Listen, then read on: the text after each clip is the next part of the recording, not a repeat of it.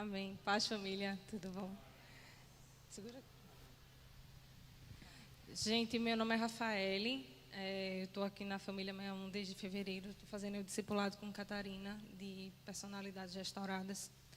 E ontem eu fiz um vídeo lá para o grupo da gente, compartilhei com as meninas, falando sobre a questão do dia 31 de outubro. Alguém sabe o que representa aqui? Muito bem, pastor. Apóstola. Mas, infelizmente, eu até botei isso no vídeo, todos os dias eles foram criados por Deus, né? Todos os dias são bênçãos. Mas o inferno, ele vem para enganar, né? Camuflar essa bênção que Deus dá para a gente. E ontem, em muitos lugares do mundo, inclusive aqui no Brasil, houve celebração do Halloween, né? E eu queria só contextualizar um pouquinho vocês a origem do Halloween e falar um pouquinho da minha experiência. Eu vou ser rápida para não tomar muito tempo. Mas o Halloween, ele não tem a origem nesse nome, Halloween, tá? Ele vem da tradição de bruxos e bruxas, que começou com grupos celta, né, o povo druida, um pouquinho mais de 1000 anos antes de Cristo. E eles começaram a cultuar os deuses e deusas, porque eles cultuam deuses e deusas, por serem um povo de depender muito da natureza. E aí eles criaram um deus e uma deusa da fertilidade. E a partir daí eles começaram a cultuar e a desenvolver um panteão, que é um grupo de deuses imenso. E dentro dessa celebração que eles faziam, haviam ritos que iam da parte sexual à parte de sacrifícios. E, lógico, a iniquidade no mundo cresceu, todo mundo sabe disso, e vários povos se envolveram com essa questão de bruxaria, e aí o povo romano, grego, nórdico, enfim. E dentro do calendário desse povo celta, eles têm 8 sabatos, que não são os nossos sabás, né? Não tem nada a ver com a parte cristã. Eles têm 8 celebrações que envolvem aí o calendário solar. E uma das celebrações se chama Samhain, que é o último dia, na verdade, a celebração deles mais forte, a data mais importante deles, porque eles cultuam os mortos nesse dia. Eles acreditam que nesse dia os portais entre os vivos e os mortos eles se abrem. E existe todo um ritual aí por trás que vocês podem imaginar. Não vou ter tempo de entrar em detalhes. E esse povo, com um episódio que aconteceu da grande fome na Irlanda, eles migraram para os Estados Unidos e, lógico, levaram sua tradição, sua cultura. E lá houve a disseminação disso e virou o famoso Halloween, né, que são as celebrações das bruxas e bruxos. E depois disso, houve um grande movimento de repaginação da bruxaria e deu-se o início à bruxaria moderna. E uma das linhagens de bruxaria moderna se chama Wicca, da qual eu fiz parte durante 15 anos. E a Wicca, ela traz um cartão de visita que aparenta ser bonito. Eles dizem que cultuam a natureza, que são magia branca, nunca vi magia ter cor, mas é assim, e que eles não cultuam o diabo. Então, esse é o cartão de visita para enganar aqueles que são cegos espiritualmente, que foi o meu caso no passado. E eu passei 15 anos praticante desse rito, e foram anos de densas trevas. Na época, se vocês me perguntassem se eu estava feliz, eu diria que sim, porque eu tinha a falsa sensação de ter muitos amigos, a falsa sensação de ter um empoderamento por ser bem-sucedida profissionalmente, independente.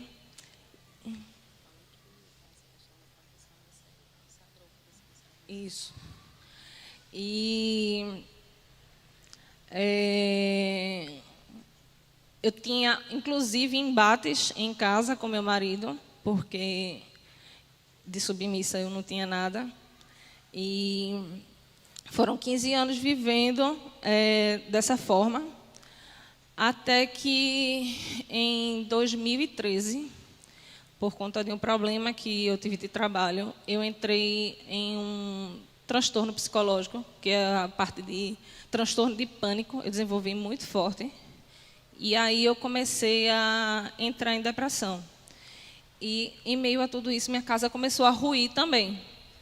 E eu e meu marido, a gente chegou a se separar. Eu tinha meu filho mais velho tem 5 anos na época. E eu não tive uma apresentação cristã positiva. A família do meu pai, ela é católica, apostólica romana, e nós, enquanto pequenos, éramos forçados a ir à igreja, e não havia um evangelho de amor para a gente. Então, era aquela forçação do ir para cumprir tabela. Então, com 17 anos, eu me rebelei e entrei nessa situação de magia. E aí, quando eu entrei realmente em depressão, eu me vi um dia no quarto do meu filho e, pela primeira vez, eu orei na minha vida. Eu estava com 33 anos e pedi a Deus uma direção e Ele me respondeu. E Ele me deu o nome de uma pessoa que trabalhou comigo, foi estagiária na empresa que eu trabalhei, e eu procurei essa pessoa. E foi essa pessoa que me apresentou a Cristo, que me ajudou a sarar minhas feridas e a libertar a minha visão cega a respeito da bruxaria e da magia. E, para vocês terem ideia, eu participei de vários rituais de bruxaria, das consagrações que tinham dos calendários, que eram os festivais deles, a feitiços, sortilégios, adivinhações, tudo que você pode imaginar, que não dá para entrar em detalhes aqui.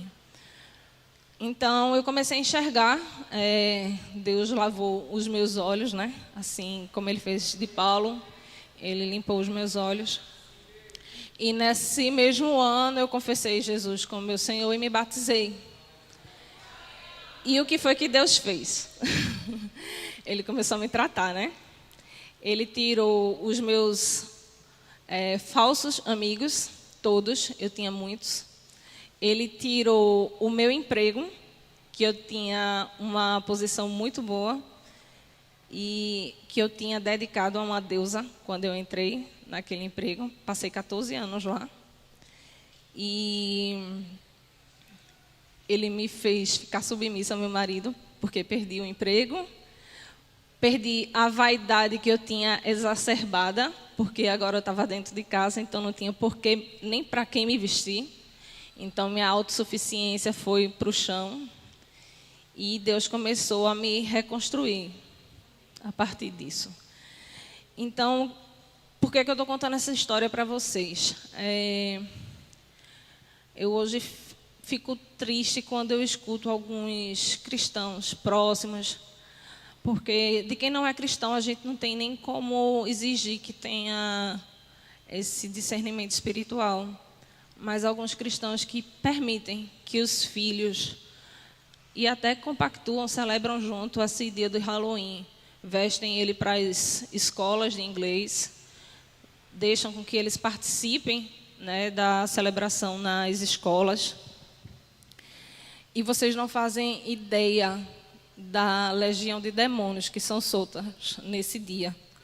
O Halloween, as comemorações não terminaram, porque eles duram 3 dias. Iniciou no dia 31, ontem, e vai até o dia 2 de novembro. Não é coincidência ser próximo de uma data de mortos para a Igreja Católica. O Papa Gregório III, ele instituiu o dia 1º de novembro como essa data, porque Ele tirou do calendário romano, o povo tinha um calendário romano que celebrava os mortos no dia 13 de maio. E a fim de cristianizar esse período, ele fez essa junção, puxou essa data para o dia de Todos os Santos. Enfim, o que eu tenho a dizer a vocês é que a gente, quando dá brecha para Satanás, Satanás age, né, pela legalidade. A gente tem até aprendido muito isso na questão do discipulado. E eu vou dar só um parêntese dessa questão de legalidade. Eu fiz um trabalho na turma de pastora Fátima, na FDF, que foi um genograma, e rastreando as minhas gerações. E o que eu descobri nas minhas gerações?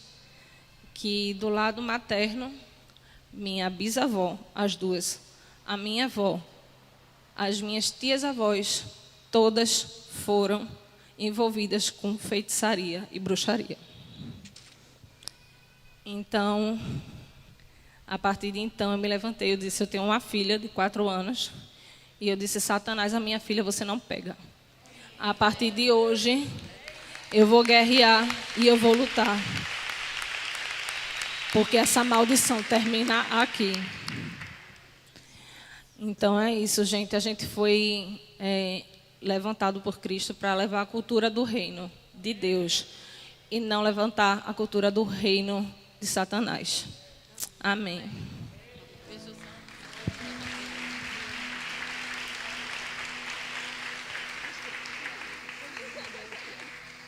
Gente, eu só queria complementar uma coisa que eu sempre venho conversando com o Rafa.